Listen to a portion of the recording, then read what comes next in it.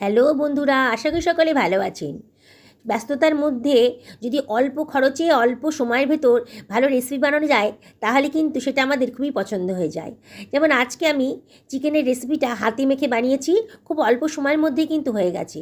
আর যা স্বাদ হয়েছে না, সবাই কিন্তু চেটেপুটে খেয়েছে। আর যাদের খাইয়েছি গেস্টরা কিন্তু জিজ্ঞেস করছে যে এটা কীভাবে বানালেন, এতটাই টেস্টি হয়েছে। চলুন তাহলে কথা না বাড়িয়ে বানিয়ে ফেলি আজকের এই চিকেন রেসিপিটা। আমি এখানে 600 গ্রাম মতন চিকেন নিয়ে নিয়েছি। চিকেনটাকে আগে থেকে জল দিয়ে ভালো করে পরিষ্কার করে ধুয়ে নিয়েছি। অনেকেই বলেন চিকেন খেতে পছন্দ করি, অথচ একটা বিশ্রী গন্ধ লাগে। সেই জন্যে আমি এখানে অর্ধেক অংশে লেবুর রস দিয়ে দিলাম, আর দিয়ে দিলাম হাফ টি চামচ মতো লবণ। আমার মতো করে বানাবেন, একেবারেই গন্ধ থাকবে না। এটা মাখিয়ে আমি মিনিট 5-6 রেখে দেবো। এখানে 3খানা পেঁয়াজ নিয়ে নিয়েছি। পেঁয়াজের মাথার অংশটা কেটে বাদ দিয়ে দিলাম, আর পেঁয়াজগুলোকে একটু বড় বড় সাইজের করেই কেটে নিচ্ছি। 600 গ্রাম মাংসের জন্যে 3খানা পেঁয়াজই যথেষ্ট, আর বেশি পেঁয়াজ নিলাম না। আমি এখানে একটা মাঝারি সাইজের ক্যাপসিকাম নিয়ে নিয়েছি। ক্যাপসিকামটাকে আগে থেকে ধুয়ে পরিষ্কার করে নিয়েছি। ক্যাপসিকামটাকেও আমি একটু বড় বড় সাইজের করে কেটে নিলাম। এবারে আমি নিয়ে নিয়েছি 3খানা টমেটো, আগে থেকে ধুয়ে পরিষ্কার করে নিয়েছি। আমি সমস্ত সবজি আগে থেকে ধুয়ে পরিষ্কার করে নিয়েছি। টমেটোটাকেও আমি দেখুন বড় বড় সাইজের করে কেটে নিলাম। এখানে নিয়ে নিয়েছি খানিকটা পেঁয়াজ পাতা, আগে থেকে ধুয়ে পরিষ্কার করে নিয়েছি। এবার পেঁয়াজ পাতার নিচে সাদা অংশটা আমি কেটে নিচ্ছি। তারপরে পেঁয়াজ পাতাটাকেও কেটে নিচ্ছি। কোনো ঝামেলাই নেই রান্নাটায়। দেখুন, একবার যে দেখবে না সে অনায়াসেই করে ফেলতে পারবে। দেখুন আমার মিনিট 10 হয়ে গেছে। এবার চিকেনটাকে আমি জল দিয়ে ভালো করে ধুয়ে নেব। দেখুন, এইভাবে ধুয়ে নিলে পরে চিকেনের মধ্যে যে গন্ধটা থাকে সে কিন্তু একেবারেই থাকবে না রান্না করার পর। দেখুন চিকেনটাকে আমি জল ঝরিয়ে রেখেছি। এবার যে কড়াইতে রান্না করব সেই কড়াইয়ের ভেতর আমি চিকেনটাকে নিয়ে নিলাম। দেখুন বন্ধুরা, এতটাই সোজা রেসিপি, আর টেস্ট কিন্তু মুখে লেগে থাকার মতন। কেটে রাখা পেঁয়াজটা দিয়ে দিলাম, টমেটোটাও দিয়ে দিচ্ছি, ক্যাপসিকামগুলোও দিয়ে দিচ্ছি।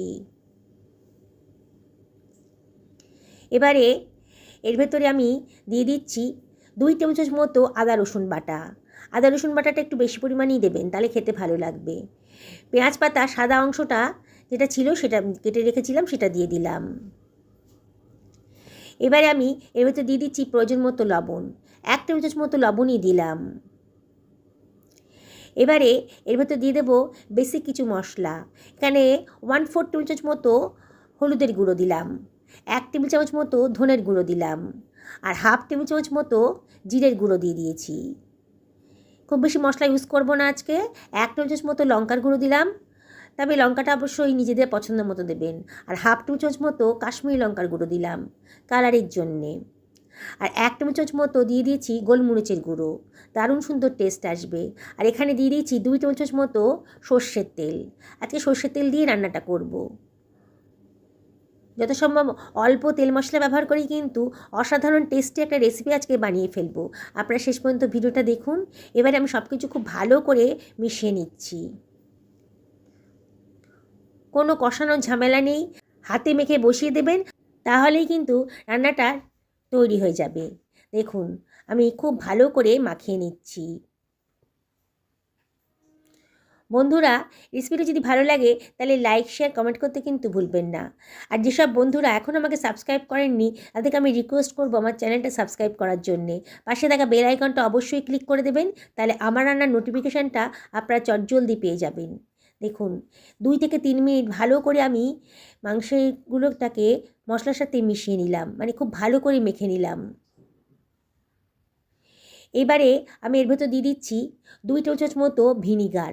আজকে আমি এই রান্নাটাতে 1 ফোঁটাও জল ইউজ করব না, ভিনিগার দিয়েই রান্নাটা হয়ে যাবে। আর এর ভেতর দিয়ে দিচ্ছি 1 টেবিল চামচ মতো সোয়া সস। এবার আমি দিয়ে দিচ্ছি ধনেপাতার মোটা মোটা ডাঁটিটা, মানে শক্ত ডাঁটিটা দিয়ে দিলাম। এবারে আমি দিয়ে দিচ্ছি খানিকটা কারি পাতা, খুব সুন্দর একটা গন্ধ বেরোবে। আবার আমি সব কিছু ভালো করে মিশিয়ে নিলাম। এবার ঢাকা দিয়ে 20 থেকে 25 মিনিট রেস্টে রেখে দেবো।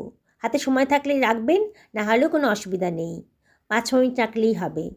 মিনিট 20 বাদে আমি এটাকে কড়াইটাকে আমি গ্যাস ওভেনে বসিয়ে দিয়েছি আর গ্যাসটাকেও ধরিয়ে দিয়েছি। এবার ওপর থেকে দিয়ে দিচ্ছি খানিকটা পেঁয়াজ পাতা, দিয়ে এর ভেতরে দিয়ে দিলাম কতগুলো কাঁচা লঙ্কা। এই রান্নাটা একটু ঝালঝাল খেতেই ভালো লাগবে। এবার ঢাকা দিয়ে মিনিট 5 হাই ফ্লেমে রান্না করে নেব। 5 মিনিট বাদে ঢাকাটা খুলে একটু নাড়াচাড়া করে দেব, যাতে পোড়া না লেগে যায়। পেঁয়াজের গা থেকে, পেঁয়াজ পাতার গা থেকে, টমেটো থেকে কিন্তু অনেকটাই জল বেরোবে, তাতেই কিন্তু মাংসটা পুরো সেদ্ধ হয়ে যাবে। দেখুন আস্তে আস্তে কিন্তু জল বেরোতে শুরু করে দিয়েছে। প্রথমে হাই ফ্লেমে 5 মিনিট রান্না করব, দিয়ে একটু নাড়াচাড়া করে নিচ্ছি। বন্ধুরা, অসম্ভব টেস্টি রান্না। একবার যদি করেন না, এই ঝামেলাহীন রান্নাটা আপনাদের বারে বারে কিন্তু করে খেতে ইচ্ছা করবে। আবারও ঢাকা দিয়ে মিনিট 20 লো ফ্লেমে রান্না করে নেব।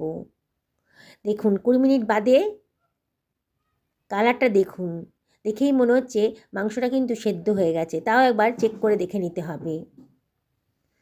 যদি না হয় তাহলে আরও মিনিট 5 ঢাকা দিয়ে রান্না করে নেবেন।